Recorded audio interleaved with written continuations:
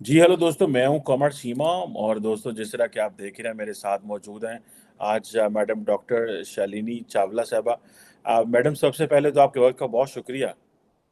शुक्रिया शुक्रिया for inviting me Cheema ji. It's a pleasure thank to be on your show. Thank you. Doctor Shalini जो हैं she is a distinguished fellow at the centre for air power studies और madam ने बहुत काम किया हुआ है, बड़ा लिखा हुआ है और इनको कमेंडेशन एंड बैच भी मिला था चीफ ऑफ एयर स्टाफ से और पाकिस्तान पे बड़ा काम है, अफ़गानिस्तान पे बड़ा काम है। इन्होंने बुक भी लिखी थी Pakistan's military and it's strategy back in 2009 with nuclear Pakistan 2012 में लिखी और भी इन्होंने 3-4 बुक्स लिखी और बहुत लंबा काम है।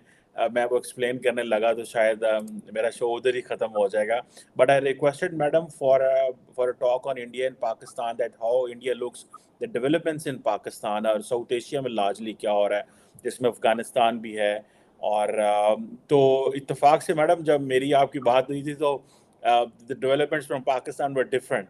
अभी थोड़ी डेवलपमेंट्स डिफरेंट हैं। सो फॉर इंस्टेंस जैसे मैं अभी देख रहा हूँ कि prime minister Modi, you are not obviously government की तरफ से नहीं है, आप यू आर इंडिपेंडेंट बात कर रही हैं। आप कैसे देख रही हैं, इंडिया पाकिस्तान को कैसे देख रहा है? एक तो पॉलिटिकल अनसर्टेनिटी है, एक इंडिया पाकिस्तान के ताल्लुकात हैं, एक आज इत्तेफाक से पाकिस्तान की जो minister of state for external affairs हैं हिना रबानी खट साहबा, उन्होंने भी इंडिया पे इल्ज़ामात लगाए हैं फॉर द जो sponsoring terrorism in Pakistan. And कल जो है इंटीरियर मिनिस्टर ने कहा था, इससे पहले अगर डॉक्टर जयशंकर को सुने तो पूरी दुनिया में जहाँ वो जाते हैं वो पाकिस्तान के बारे में, अगले दिन जर्मन फॉरेन मिनिस्टर आई हुई थी तो उन्होंने कहा कि the biggest challenge for Pakistan is a cross border terrorism. So how do you see these developments? एक तरफ इंडिया बातें कर रहा है, पाकिस्तान बातें कर रहा है, and what is your take on and how do you see Pakistan में? So thank you Cheema ji for having me. Thank you again for this. हाँ, आपके बहुत ही रेलेवेंट आपने सारे ही पॉइंट्स रेज किए हैं। So starting from uncertainty and political instability in Pakistan, जो आपका काफी लंबा ही खिंच गया ये मसला इस बार। हालांकि पॉलिटिकल इंस्टेबिलिटी का काफी हम एक रिपीटेटिव सा साइकिल काफी सालों से हम देख रहे हैं पाकिस्तान में, और काफी प्रिडिक्टेबल ही होता है ये instability. And obviously instability in your neighbourhood is never good. कभी भी आपके बाजू में ये चल रहा है इंस्टेबिलिटी, उसका एक रिपल इफेक्ट जरूर आता है आपके कंट्री में।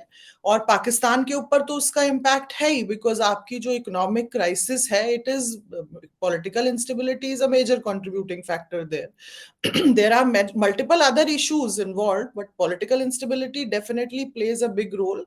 एंड हमारे लिए एक उसका बहुत इंपॉर्टेंट जो एस्पेक्ट है वो उसका सिक्योरिटी डायमेंशन है, क्योंकि जितनी इंस्टेबिलिटी होगी हमारे नेबरहुड में, उतना वो फर्टाइल ग्राउंड एक तरह से आप कहें तो वो टेररिज्म के लिए और तैयार होता है, और वो एस्पेक्ट हमको मॉनिटर करना बहुत जरूरी होता है। नाउ दिस टाइम जो इंस्टेबिलिटी हमने देखी है, वैसे तो आप खुद ही उस पे आपने इतना चर्चा आपने की है, लेकिन अगर आप हमारा पर्सपेक्टिव पूछते हैं तो हम बड़े ही डिस्टिंक्ट से हम ट्रेंड्स इस बार दिखने में आए हैं इंस्टेबिलिटी में। मतलब एक तो एक सोसाइटी का इतना ज्यादा पोलराइजेशन, इतना फ्रेगमेंटेशन कभी नहीं हमने पहले देखा। इंस्टीट्यूशंस कितनी डिवाइडेड हैं, फ्रेगमेंटेड हो गई हैं, फौज में डिविजन्स आ गए हैं, pro pro Imran, anti Imran kind of division, जो पूरा कल्ट फॉलोइंग ऐसी बन गई। और फौज की जो इमेज का इतना डिसरिस्पेक्ट ओपनली उसको किया गया, दैट आप ये तो इसको फिर भी हम हाइब्रिड रिजीम बोलते हैं पाकिस्तान को, ये तो डेमोक्रेसी में भी you will never see something like this happening for the फौज। So that is something very distinct which we are obviously we need to watch and understand कि क्या इसके रिपरकशंस हो सकते हैं। And this is something we are keeping looking at it, that what can happen, because something like this जो फौज की ये हमने देखा, इस तरह का जो रेपुटेशन नीचे गई, वो इससे पहले जो मुझे याद है वो उसामा बिन लादेन जब when he was killed, that was the time, general Kayani के टाइम में, when openly there was lot of resentment against the फौज, and how military जो है उन्होंने regain करी अपनी strength with number of these counter terror operations and inside also. And secondly, the narrative aspect that we have seen in Pakistan. सो इमरान खान जी ने अपने tenure में तो मैसिव नैरेटिव्स का ही टेन्योर था। आई थिंक कुछ काम तो ज्यादा था नहीं उनके बस का, बट नैरेटिव्स बिल्डिंग्स उन्होंने काफी करी, और उस पे मैंने काफी लिखा भी है उसके ऊपर। And specifically India centric narrative काफी थी कि India is run on Nazi ideology, and Islamophobia को बहुत हाईलाइट किया। Plus very importantly he was again and again highlighting the threat of nuclear war in the region, कि अगर भाई कुछ होता है तो nuclear weapon, so that threat was highlighted a lot. Now though same narratives, वो जो उनकी स्ट्रेंथ है, वो अब उन्होंने वही स्ट्रेंथ अपने मेंटर्स के against he has used against the forge, and targeting America. So that part obviously is something which we are watching, and narratives has been a part of Pakistan's evolution, which the way I look at it, because at various stages our relationship, the Pakistan way Pakistan has positioned itself, it has been based on a lot of narratives which Pakistan has kind of formulated and then talked about it. So this is what we see about the political uncertainty, that we would not, I mean, we would not want so much disturbance in our neighborhood, because ripple effects उसके आएंगे और हमको वो monitor करना है। रही बात India और पाकिस्तान के ताल्लुकात की, जो आपका दूसरा एक सवाल था, तो इंडिया और पाकिस्तान तो हम तो इस वक्त तो हमारी कोई दुआ सलाम भी नहीं है, और 2016 से हम जो है बिल्कुल ही we are apart. When obviously Modi government came, number of steps were taken, थोड़ा इनिशिएटिव आया, सुषमा स्वराज जी आई वहां पर, मोदी जी खुद आए, and then the attacks happened, and after that there is no talk has been a strict policy till we see complete terror stop, suspension of terror on the borders. And then Pakistan has taken a position, आपकी leadership ने वो position ली है कि talks cannot start until and unless 370 is reversed. अब ये condition रख के तो कंप्लीटली एकदम ही इसको हमने नॉन स्टार्टर कर दिया किसी भी डायलॉग को यहाँ पर। एंड ट्रेड एनीवे सस्पेंड हो गया 29 के बिना, 2019 के बाद Imran Khan government they completely stopped all the trade, so that is not there. We tried to bring Pakistan on board in our initiatives in Afghanistan, because वो डोवल साहब ने जो मीटिंग एक 2021 में की थी ग्लोबल सिक्योरिटी डायलॉग के तहत, उसमें पाकिस्तान एंड चाइना जो आपके यहाँ से स्टेटमेंट आया कि भाई स्पॉयलर्स के साथ हम काम नहीं करते, सो अब अभी इस वक्त तो कोई भी कन्वर्जेंस के पॉइंट्स नहीं नजर आ रहे। And right now I think India is so much in that momentum of growth, that it is completely, it wants to take the advantage of that momentum, उसको बढ़ाना चाहता है। And now with the G20 presidency, और जो aspect आया है कि you want to now help the state and have that approach where the smaller states which don't have a voice, how does India kind of give them the benefit of that growth? So I think right now India is totally focused on their own economic growth, their own power, their rise. So I think these are more important thing for us, because yahan par it is a no starter. I don't see anything happening for the next few years, because जिस position पे इस time सियासत है आपकी, जैसे भुट्टो उन्होंने, आपके foreign minister ने भी यही बोला, शहबाज शरीफ आल्सो सेड, सो एवरी, और हम बात करते हैं टेररिज्म की, लेकिन पाकिस्तान भी किसी भी स्टेटमेंट में छोड़ता नहीं है कश्मीर को, चाहे वो OIC हो या कहीं भी हो, इट इनवेरिएबली कम्स ऑन। मुझे हैरानी इस बात की होती है कि इतनी प्रॉब्लम्स हैं अभी इस कंट्री में, but you are still, the country is still focused on this. कितने बड़े बड़े इश्यूज हैं, लेकिन अभी आप देखें जितने भी आप डिस्कशन सुनेंगे, स्टेटमेंट सुनेंगे, तो उनकी घड़ियों की बात हो रही है और इनकी करप्शन की बात हो रही है, मतलब उसके बियॉन्ड कितने बड़े बड़े मसले, और आम आदमी बिल्कुल उसमें पिस रहा है बहुत बुरी तरह से। ये ऐसा हमको देखने में आया, बाकी ग्राउंड रियलिटीज तो आपको ऑब्वियसली ज्यादा पता होंगी। So this is my kind of take on all the 3 aspects जो आपने बात की।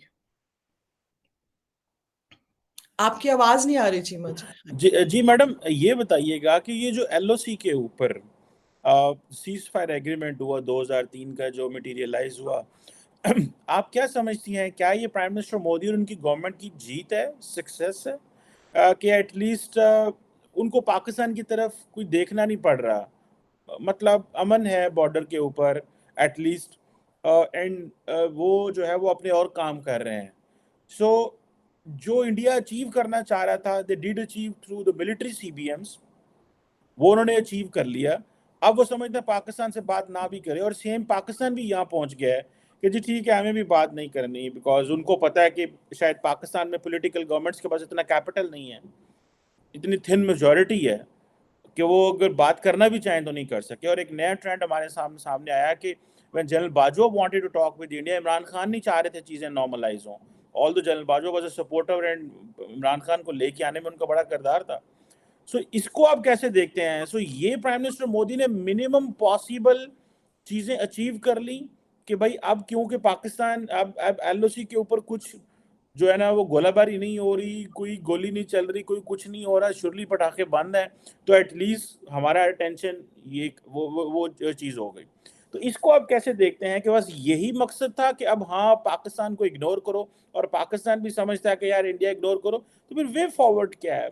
मतलब व्हाट्स वे फॉरवर्ड? बिकॉज बात तो ये की जा रही है that India wants to have a major regional say, मतलब India is a mid size power, मतलब this is what is being considered. India कह रहा है हम सुपर पावर बनेंगे, कोई कह रहा है कुछ कहेंगे, लेकिन India is a mid size power. India is given a lot of value in the region, मतलब सारी American strategy in the region that basis on India के ऊपर है, इंडो पैसिफिक क्वाड और व्हाटएवर यू कॉल इट।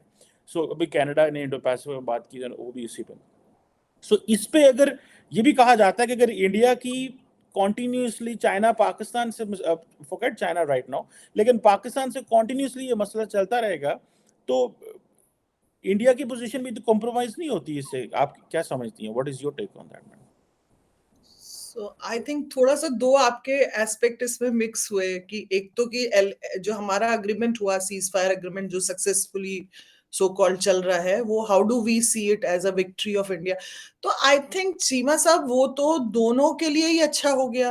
वो आपको भी suit कर रहा है और हमें भी सूट कर रहा है। वो तो एक अंडरस्टैंडिंग थी जो आगे बढ़ी और दोनों को सूट कर रही है। वो इस वक्त कोई भी हमको चाहिए नहीं वहां शोर शराबा उसके ऊपर। वो पार्ट तो शांत है। लेकिन टेररिज्म जो आप कहें कि कश्मीर वैली अभी शांत नहीं है पूरी तरह, बिकॉज वहां पे जो टारगेटेड किलिंग्स हैं, last year we had close to 131 terror attacks and 17 targeted killings, and this year we had 108 incidents of terror and close to 33 targeted killings and drone sightings. So that part has not stopped. So that part is going on, but we have, I think the security apparatus is capable of managing it and handling it. So that cease fire होना और वहां पर शांति होना, वो दोनों के लिए अच्छा है। अब ये है कि उस क्वाइट होने से इंडिया ने, चलो अगर आपके हम नजरिए से देखें तो वो मोदी जी की जीत है और उसको उन्होंने यूज कर रहे उस टाइम को अपनी ग्रोथ के लिए। But Pakistan even with that quite thing वो नहीं कर पाया ग्रोथ। तो there are some internal inherent problems. First of all, I feel that this is one of the factors, but this is not a major contributor in India's growth. Because even if, I mean, चले ये seize fire agreement, मैं तो कहती हूँ, because इसमें ऐसे ही innocent लोग, बहुत कोलैटरल डैमेज दोनों साइड्स पे बहुत ज्यादा है और वो तकलीफ ना हो कहीं पर भी। लेकिन yes, I mean this is a good achievement from both the countries which reach there. But अगर आप उसको बोले कि वो उसकी वजह से बाकी factors are falling for India, I don't think so. Because अगर वो रीजन है तो वो पाकिस्तान के लिए भी तो है वो reason. True, true. Wait Pakistan तो पाकिस्तान तो नहीं कर पाया। और हम्म। आपका दूसरा सवाल है कि where do we go from here, right? So वही जो मैंने आपको पहले कहा कि हमारी दोनों की स्टेटेड पोजीशंस यही कि हम तो till we see a remarkable change and complete suspension of terrorism, India doesn't want to start a dialogue. They are very much for the conditional dialogue. And Pakistan बार बार ये बात लेके आता है कि भैया आप इसको रिवर्स करें, जो आपका 370 है। तो फिर वो कहाँ पे मीटिंग पॉइंट, बात का तो बनता ही नहीं ना। और राइट नाउ मतलब हम ये थोड़ी सी शायद कंट्रोवर्शियल हो जाएगी ये बात, पर एक फ्रैंक डिस्कशन हो रही है। तो आप एक हमारे एंगल से सोचे कि हमें अभी बात करके क्या फायदा है पाकिस्तान से? मतलब there is so much happening for India true. Right. Why do we want to start something which has always in the past, आप देखें कि हर इनिशिएटिव ऑफ टॉक जो है has been followed by a terror attack for us. So do we want to now engage into it and start it? कुछ लेना देना अभी कुछ हो ही नहीं रहा। सो उसको एक चीज को इनिशिएट करके there is nothing nothing that major that we are gaining. बात हो तो अच्छा है, मसले सॉल्व हो तो अच्छी बात है, लेकिन आई थिंक पाकिस्तान को ज्यादा फायदा है अगर बात होती है at this point in time, because the credibility of Pakistan will be I think positively impacted. That is my assessment. अब मे बी बिल्कुल। आपको लगे नहीं, हिंदुस्तानी मेरी और भी यही इसलिए। असेसमेंट है, मेरी भी यही है। एंड आई हैव बीन हाँ टॉकिंग ऑन जी। दैट। मैडम एक और बात इस पे करूंगा and then I want to talk on Afghanistan as well. अभी जैसे मैंने आपको शुरू में भी ये कहा था, दोबारा हिना रबानी खर ने और इंटीरियर मिनिस्टर ने ये कहा है कि, और आज मैं देख रहा था कि जो पाकिस्तान के जो सेक्रेटरी ऑफ फॉरेन सेक्रेटरी हैं, उन्होंने भी P5 के एम्बेसडर्स को बुलाया हुआ था और उन्होंने कहा कि इंडिया इंडिया ने पाकिस्तान में दहशतगर्दी करवाता है। और ये जो लाहौर में जौहर टाउन में आफत सईद की रिहाइश के बाहर एक गाड़ी में धमाका हुआ था, that was sponsored by India. कोई $8-9 लाख लगा, वो ट्रेल ट्रेल दी, उन्होंने सारा कुछ किया। आप कैसे समझती हैं कि ये जो पाकिस्तान का इंडिया पे ये करना, कि भाई आप जो है पाकिस्तान, वो कहती हैं कि इंडिया रोक स्टेट है। अभी बिलावल वॉशिंगटन में आए हुए हैं, डॉक्टर जयशंकर भी यहीं पे हैं, और मुझे ऐसे लग रहा है कि ये चीज़ बड़ी तेज़ होने वाली है, बिकॉज पाकिस्तान में शायद ये समझा जा रहा है कि ये जो कंक्लूजन निकला है कि आफत सईद के घर के बाहर ये जो धमाका हुआ है, इंडिया वाज द बेनिफिशियरी और इंडिया ने इसको। So how will India respond? Will India ignore this और विल इंडिया लेट के जी पाकिस्तान को शोर डालने दो, देखते हैं दुनिया क्या रिस्पॉन्ड करती है इसके ऊपर। एक तो मुझे ये स्टैंड अलोन नहीं लग रहा ये पाकिस्तान का जो राइट नाउ ये है ना, बिकॉज ये आप देखिए कि एक ये सीरीज ऑफ इंसिडेंट हुआ है। पहले वो बॉर्डर पे बीएसएफ के साथ रेंजर्स के साथ फायरिंग हुई है, फिर ये चाइना का इंसिडेंट हुआ, हमारे 300 Chinese soldiers came and this clash happened. और अब ये हमारी स्टेटमेंट आई है जो एक साल पहले वहां पर जिसको ये they are the holding the position that India ने किया है। अब आप मुझे ये बताओ कि इंडिया की तो कभी वो फिलॉसफी रही ही नहीं है to create to use this kind of actions to destabilise Pakistan, because that has been our position that we even I mean all the covert activities वो तो आप मानेंगे ना कि वहां से सारी कंडक्ट होके यहाँ पे आई हैं। So we have never held that position, so I don't think I mean, that narrative, obviously, I obviously don't accept, and neither will the government of India. And other side is that हमको कौन सा benefit मिलेगा उसको मिला बताए। पाकिस्तान में इस समय कौन सी इंस्टेबिलिटी की कमी है जो एक हम टेरर अटैक करके हमको क्या अचीव होने वाला है इस वक्त? There is nothing that you gain out of that kind of thing right now, because already there is so much turmoil in the country, added with the floods भी आ गए, पेंडेमिक भी आ गया, एंड आई थिंक एंड आज वो ग्वादर में भी this fire has erupted. I was just reading a while back, काफी Yeah. नुकसान वहां हुआ है। ये सो जो ये इंसिडेंट था ये पिछले साल हुआ था, दिस ये तब Imran Khan was a prime minister and it was all peace. हाँ जी, हाँ जी, बट हाँ, देन व्हाई वुड वी हाँ, do something like that? I mean that's never been our. आप वो अटैक की बात कर रहे हैं ना जी हाफिज जी से? जी तो जी। वो that I don't take that there are enough terror elements within Pakistan. TTP is holding its head high. अंदर ऑलरेडी बहुत सारे इश्यूज हैं against the government within Pakistan who are going with these actions. So I mean to put that narrative on India, I don't take it. And I don't think India needs to pay too much attention to that also. That's my view. Because this is something, I think this whole thing, even China putting pressure and everything, is more like a distraction from India, which will not work. That's my okay, view. Okay. अच्छा madam, Afghanistan पे आते हैं। ये जरा बताइएगा कि what is India's position on Afghanistan these days. एक तरफ जो है वो, एक तो जाहिर बात है रिकग्नाइज नहीं किया, तालिबान के साथ काम करना बड़ा मुश्किल था क्योंकि starting from northern alliance and all that, ये सारा पीरियड जो है Afghanistan, India has never worked and allied और सपोर्टेड तालिबान, लेकिन अभी मुश्किल जारी बात है पड़ गई है। गो के इस वक्त तालिबान पाकिस्तान के भी दोस्त नहीं है, ठीक है, हम भी बड़ी टफ लाइन देख रहे हैं। But what are India's options in Afghanistan under this Taliban regime? Recently कुछ एक कोई टेक्निकल टीम भी मिली है तालिबान के लोगों को। So how do you see what are the Indian options in Afghanistan? So India का तो आप शुरू में last 2 decades, we got engaged there. We were fully with the developmental assistance. That has been our approach, to have no boots on the ground. That we were very clear. And working for the Afghans has been India's position for decades now. And we had put in, I mean, we invested close to $3 billion, was trying to do things for people. तो हमारी वही approach वहां पे हमेशा से रही है.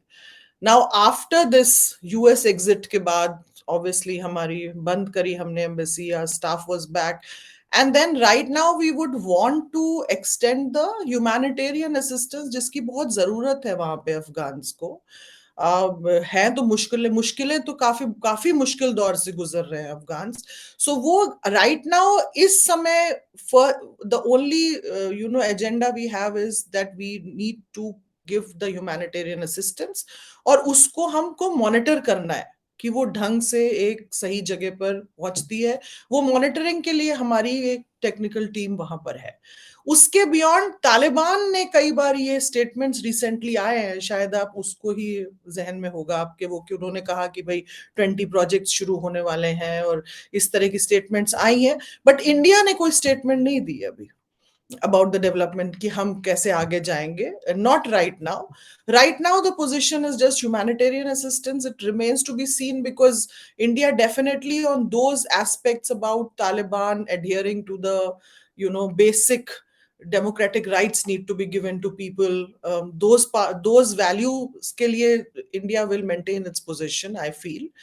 And we in second part हमारा जो approach है कि हम एक regional integrated approach की हम कोशिश कर रहे हैं Central Asia के साथ, कि how can we together work in Afghanistan. So that is another approach, but right now it is working for people, so that the benefits go to the Afghans. ये India की position अभी है. आगे evolve कैसे करेगी चीमा साहब, वो तो अब पाकिस्तान, मतलब कोई भी नहीं इसको प्रिडिक्ट कर सकता. इट विल ऑल डिपेंड की पोजीशन कैसे होती है. अभी के स्टेज में तो किसी ने उनको जो पाकिस्तान ने जो उनको लेके आया पावर में, उसी ने नहीं रिकॉग्नाइज किया अभी तो उनको. तो वो रिकॉग्नाइज करना तो दूर की बात है, हमारे तो रोज उनके साथ मसले चले रहते हैं, हो रहे हैं रोज. तो बॉर्डर पे. हाँ जी, वो अनप्रिडिक्टेबिलिटी अभी इतनी ज्यादा है कि राइट नाउ ये है कि लोगों तक असिस्टेंस पहुंचे और उनका सर्वाइवल फैसिलिटेट हो जाए. 50,000 tons of wheat we have kind of committed, and many other things. So that thing has been facilitated right now. Right now that's the position. Okay, madam, one last quick question on Afghanistan, और एक फिर मैंने छोटा सा China पे भी बात करनी है. ये जो इंडिया की जो पोजीशन है कि India Central Asian national security advisers को बुलाया हुआ रिसेंटली, पिछले हफ्ते को 8-10 दिन हो गए. इसी तरह पिछले साल भी एक हुई थी. So what does India wants to achieve with the Russia and Central Asia in Afghanistan? और क्या कोई इंस्टीट्यूशनल मैकेनिज्म की बात कर रहे हैं, या कोई किस तरह की approach, either it is for the Islamic state और फॉर द जो ऐसी कुछ सेंट्रल एशिया के अंदर जो मिलिटेंट मूवमेंट्स हैं उसके हवाले से है. मतलब what India collectively wants to achieve with the Russia, Central Asia, and particularly with the Central Asian nations in Afghanistan? So, I mean, one is obviously we would want an integrated approach, क्योंकि अफगानिस्तान में अकेले तो आप कुछ कर नहीं सकते. अभी कल का आप देखें तो चाइनीज ने भी ये कह दिया कि भाई अपने नेशनल्स को बोला कि आप निकल जाएं वहां से. तो हालत तो वहां पे पाकिस्तान का वैसे ही हालत खराब है. तो अकेले तो आप वहां, एंड इफ यू रियली आप चाहते हैं कि वहां पे कोई डिफरेंस हो, और हमारे वेस्टेड इंटरेस्ट तो है ना, मतलब हमारे लिए एक वो कनेक्टिविटी का बहुत बड़ा मसला है. तो जहां पर हमारे कन्वर्जेंस ऑफ इंटरेस्ट जिन एक्टर्स के साथ हैं, Central Asia and Russia, obviously they also have this whole challenge of militancy and issues. That is something जो उनको भी उनके लिए भी एक मसला है बहुत बड़ा. तो उसको लेकर के एक इंटीग्रेटेड अप्रोच लेकर हम कैसे चल सकते हैं, how what we can do there, उसके बारे में चर्चा हो रही है. लेकिन अभी as such I don't see anything concrete coming, but हाँ कोशिश जारी है. और रशिया के साथ ये है कि Russia has shown interest in investing in the Chabahar port. So हम एक दूसरा कनेक्टिविटी मैकेनिज्म जो है हमारा international north south transport corridor जो है उसकी हम बात कर रहे हैं. तो Russia wants to be a part of that, because हमें पाकिस्तान के साथ तो हमारे को रास्ता दिख नहीं रहा. तो हम जाएंगे कैसे और पहुंचेंगे कैसे, तो ये alternate trade connections, that is will also be a part of it. So integrated तरीके से ये सारे चीजों को हम जॉइंटली एक एड्रेस करने की कोशिश कर रहे हैं। टेररिज्म है, कनेक्टिविटी है, reach to Central Asia, multiple other factors. So that has been our effort in the last 2 years। बिल्कुल सही। अच्छा मैडम, आखिरी एक सवाल करना चाहता हूँ, दैट इज़ ऑन चाइना। अभी इत्तेफाक से वो क्योंकि डेवलपमेंट्स इस तरह की हो गई हैं, चाइना इंडिया के अंदर क्या मूड है? एक तो ये पोजीशन है इंडिया की कि भाई बड़ा शोर मचा हुआ है, मीडिया कर रहा है। How is India looking at China recently? हालांकि सेंटर उधर एससीओ में और इधर बाली में प्राइम मिनिस्टर मोदी का चलो एक्सचेंज हुआ हल्का फुल्का शी जिनपिंग से। मोदी साहब ने बड़ा एक्स्ट्रा जाके भी माजी में भी अच्छे ताल्लुकात इस्टेब्लिश करने की कोशिश की, 17-18 मुलाकातें भी हुई। आप कैसे समझती हैं, what are the Chinese ambitions on LAC? आपको लगता है कि ये कोई ऐसी चीज जो है एस्केलेशन हो सकती है कल कल को किसी दिन?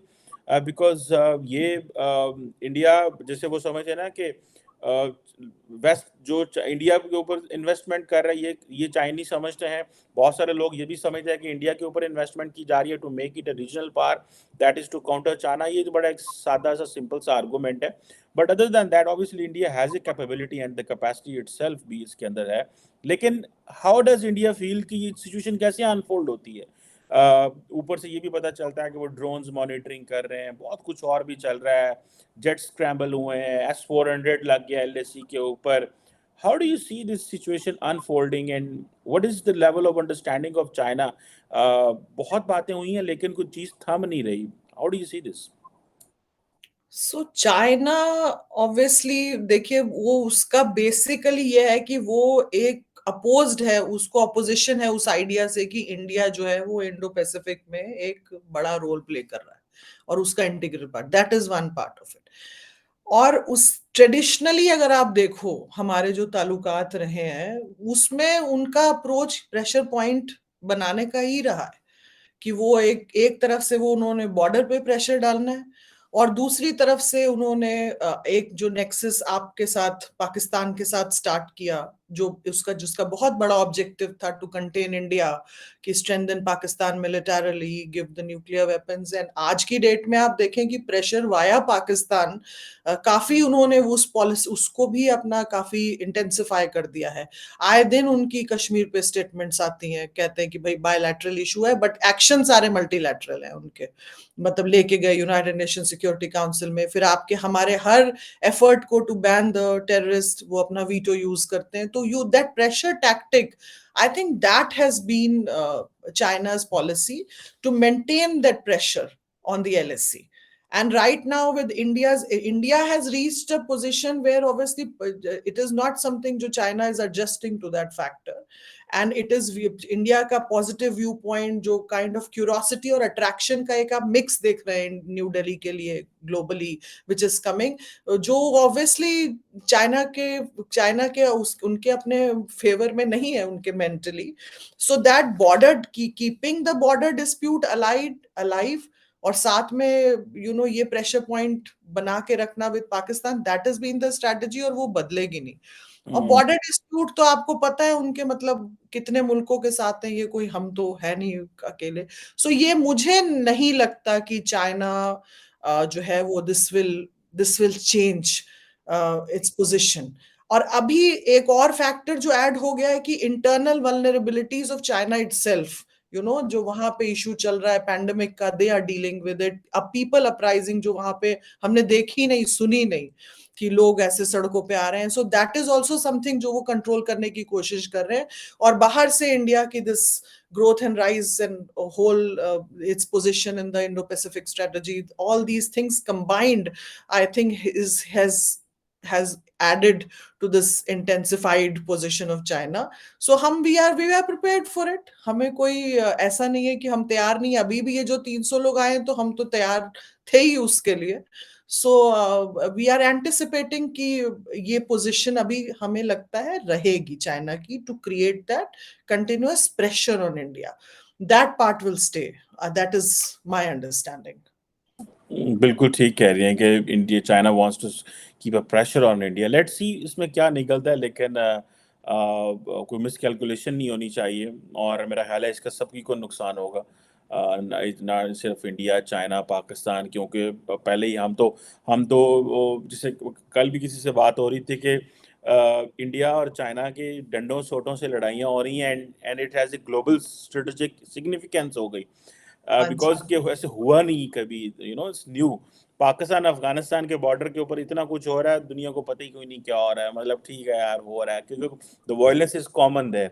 सो this new thing which is emerging, obviously दुनिया इसको बड़ा करीब से देख रही है। Anyhow, thank you very much doctor साहिबा for your time. It was a pleasure talking to you and learning from your experience and इंशाल्लाह दोबारा आपसे बात करते रहेंगे। Thank you very thank much. You so much. Thank you very much.